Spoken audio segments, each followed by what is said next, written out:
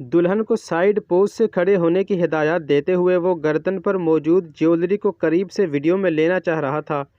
पीछे से किसी के टकराने से ज़रा सा जाविया तब्दील हुआ तो उसने जगह बदल कर इर्द गिर्द जायज़ा लिया कि जहाँ से बगैर परेशानी के वीडियो बनाई जा सके। दिल फरेब खुशबू, मोतिया और परफ्यूम की मिली जुली उसे मशहूर सा कर गई। अब जो जगह थी वो दुल्हन के सोफ़े से ज़्यादा नज़दीक थी और वहीं से ये खूबसूरत खुशबू भी आ रही थी। बहुत ही कम उम्र कोई लड़की थी और ब्यूटी पार्लर के मेकअप ने उसे हसीन तरीन बना दिया था। लदे फंदे जेवरात और गहने, सुर्ख रंग का गरारा ऐसा सज रहा था कि कई दफ़ा नज़रें मोड़ने पर भी बार बार देखने का दिल चाह रहा था। शादी की वीडियोज़ बनाने के प्रोफेशन में तो वो कई साल से था, लेकिन कुछ कुछ दुल्हनें ऐसी होती कि कुछ वक्त की वीडियो में दिल भर कर देखने और आंखें ठंडी करने का मौका मिल जाता।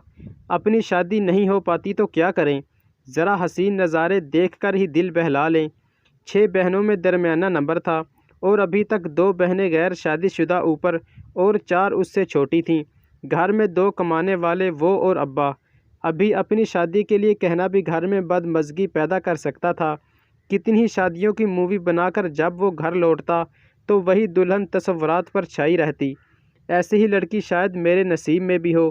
कई दफ़ा जब ड्रेसिंग रूम में और रुखसती के बाद बेडरूम में दुल्हन का वीडियो शूट हो रहा होता तो मुख्तलिफ़ शक्ल सूरत के दुल्हाओं को देखकर ख़ुद को उनकी जगह होने की हसरत दिल बेचैन कर देती। अक्सर जहन में आता कि कितने खुश नसीब हैं कि वक्त पर शादी कर रहे हैं।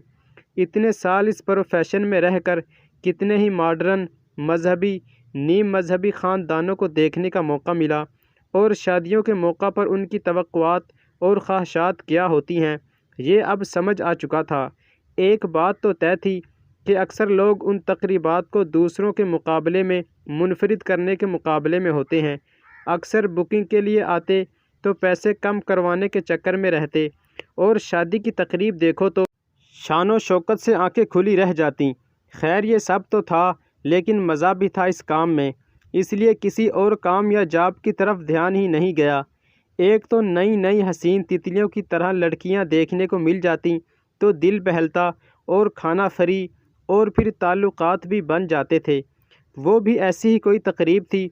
दोस्त की तरफ से कांटेक्ट मिला कि यार जानने वाले हैं और कोई भरोसे वाले फ़ोटोग्राफ़र को बुलाना चाह रहे हैं, तुम फारिग हो तो बताओ, पैसे भी अच्छे मिलेंगे। उसने हामी भर ली। कोरोना ने वैसे ही काम बहुत मुतासिर कर दिया था। शादियों की धूमधाम ख़त्म हुई तो लोग छोटे पैमाने पर कर रहे थे और ख़ुद ही फ़ोटोग्राफ़ी और वीडियो भी बना लेते। शादी वाले दिन सुबह ही मूड अजीब सा था। 2 दिन पहले एक मोहल्ले के दोस्त का कोरोना से इंतकाल हुआ। यही कोई 25 साल उम्र होगी। महीना भर पहले धूमधाम से शादी हुई थी। कितने ही दिन की तकरीबात में अम्मा अब्बा ने दिल भर कर पैसा लगाया था। ढोलकी की तकरीब सबसे शानदार थी, जिसमें पूरी रात ही लड़के लड़कियां नाचे थे। उसने खुद बहुत इंजॉय किया था क्योंकि डांस वीडियोस बनाना उसको सबसे ज़्यादा पसंद था। हर जाविये से कैमरे का लेंस सेट करते दिल चाहता था खुद भी जाकर किसी हसीन लड़की के साथ रक़्स शुरू कर दे। उस तकरीब की सुहानी याद अभी दिल में ही थी कि 2 दिन पहले ये अंदोहनाक खबर मिली और डर सा बैठ गया। आज ज़ोहर की नमाज भी पढ़ ली, वरना काम के चक्कर में नमाज याद नहीं रहती थी। जल्दी जल्दी सारे गुनाहों की माफ़ी मांग कर सलाम फेरा और जाए नमाज लपेटी। अभी ताज़ियत करने भी जाना था उस लड़के के घर। अम्मा बता रही थीं, मरने वाले लड़के के माँ बाप का भी सदमे से बुरा हाल है। ताज़ियत के घर में अभी तक बाहर की दीवार पर शादी मुबारक लिखा था। शायद किसी को उतारना भी याद ना रहा। हायरी दुनिया क्या दिखाती है, अल्लाह मुआफ़ करे। गोल्डन बैंक्वेट करीब ही था घर से। अपनी टीम के लड़कों को पहुंचने की हिदायत करते वो भी पहुंच गया। लड़के के भाई ने उसे वेलकम किया और बताया कि हमारी तकरीब वलीमा जल्दी ख़त्म होगी और खाना भी 9 बजे तक हो जाएगा। सबसे पहला धचका तो मर्दाना जनाना अलग इंतज़ाम पर लगा। सख्त कोफ्त हुई, भला अब क्या मज़ा। वो जनाना हाल की तरफ अंदर दाखिल होने के लिए मुड़ा तो पीछे से आवाज़ आई, भाई दूसरी तरफ है मर्दाना। हैरत सी हुई कि भला वहाँ किसकी मूवी बनेगी, दुल्हा तो दुल्हन के साथ ही होगा। बुझे से दिल से वो अपने सामान समेत आगे बढ़ा। ساتھ کام کرنے والے دونوں لڑکے بھی پہنچ چکے تھے۔ بھائی یہ کہاں لے آئے آج آپ، نہ کوئی شغل نہ میلہ۔ ایک نے دوسرے کو آنکھ مارتے ہوئے بظاہر افسردگی سے کہا۔ یار ہمیں کام سے اور اپنی کمائی سے مطلب، چلو اندر چلو۔ تقریب ولیمہ میں کھانا کھلنے تک یہی ہدایات تھیں کہ دلہا اس کے دوستوں کی مووی بنتی رہے۔ عجیب دلہا تھا کہ بجائے جا کر دلہن کے پہلو میں بیٹھے، یہاں دوستوں میں لگا ہے۔ وہ منتظر تھا کہ کب دوسری جانب سے بلاوا آئے۔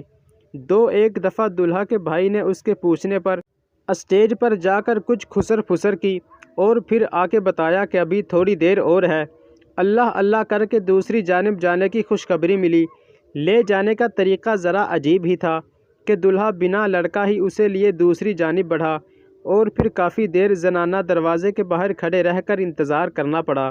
دلہا مستقل فون کان سے لگائے ہلکی آواز میں کچھ گفتگو کر رہا تھا۔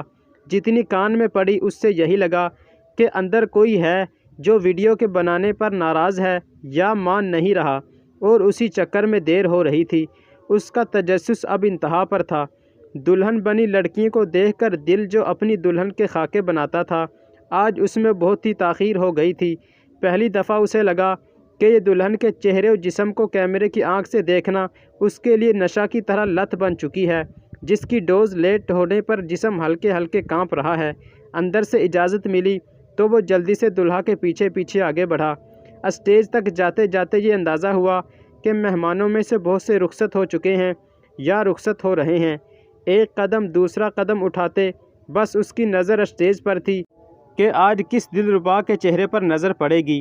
اتنے سال میں یہ تو اندازہ اسے ہو گیا تھا کہ کون میک اپ کی وجہ سے کلو پترا بنی ہے اور کس کے قدرتی حسن کو میک اپ نے 4 چاند لگائے ہیں، کون بے فطری بے باک سی ہے اور کون جھچکنے والی ہے۔ اندازہ یہی ہوا تھا کہ اکثر مولوی ٹائپ لوگ بھی دلہن کے ساتھ ہر زاویے سے تصویریں بنواتے فخر ہی محسوس کرتے ہیں۔ اسٹیج سامنے تھے اور عنابی رنگ کے لہنگے میں دلربا سی لڑکی کا سراپا۔ اس کے دل کی دھڑکن تیز ہوئی۔ کچھ عجیب سا یوں لگا کہ دلہن کی آستین پوری تھی اور گلے کے زیورات بھی نظر نہ آتے تھے۔ چہرہ ٹھیک نظر نہیں آ رہا تھا کیونکہ دلہن نے چہرے کے سامنے ایک پھولوں کا گلدستہ کیا ہوا تھا۔ اس کی بے تابی اور بڑھ گئی۔ قریب بیٹھی ایک خاتون اس کے ہاتھ سے وہ گلدستہ نیچے کرنے لگی۔ دلہا بھی جا کر برابر بیٹھ گیا۔ ارد گرد سے چھیڑ چھاڑ شروع ہوئی۔ اسے احساس ہوا کہ دلہن بار بار اپنا گھونگھٹ نیچے کر رہی ہے یا پھولوں کو چہرے کے سامنے۔ ارے بھابھی ذرا سر تو اٹھائیں اور مسکرائیں، پتہ تو چلے ہمارے بھائی کے ساتھ آپ کتنی حسین لگ رہی ہیں۔ دلہن اس بات کے جواب میں مزید سمٹ گئی۔ گھونگھٹ اٹھنا تو دور کی بات مزید نیچے ہو گیا، اور پھول بھی۔